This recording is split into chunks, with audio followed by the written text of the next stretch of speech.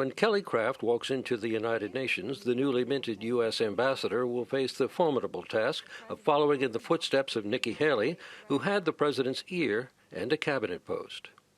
Kraft is going to find herself isolated on a number of very significant foreign policy issues, primarily around the Middle East. And there will be friction even with U.S. allies like France.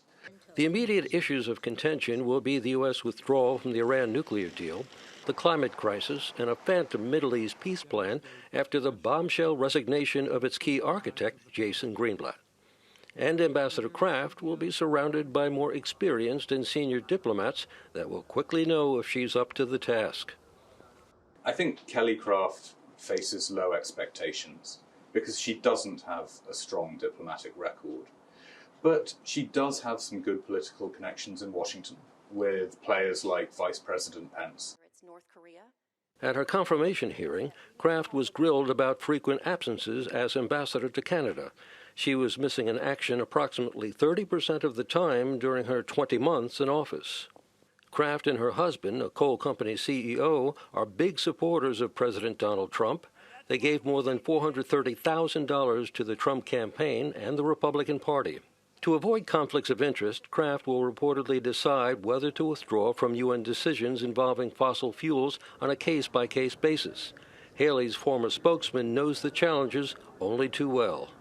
It's going to be an uphill battle for her. That's just the way it is for any U.S. ambassador arriving on the scene. And Ambassador Kraft is going to be in the room. That's the person who's going to be talking about U.S. foreign policy. That's the person who's going to have to lob back the hard shots taken by the Russians or other people within the Security Council, other ambassadors. She's in the game. But to be in the game here at the United Nations, you have to embrace multilateralism and build alliances. And that is one of the key challenges facing the new U.S. ambassador. Ambassadors, especially from U.S. allies, really want an American permanent representative that they can trust and who is someone that they can work with. So actually, a lot of people around the UN want Kraft to succeed.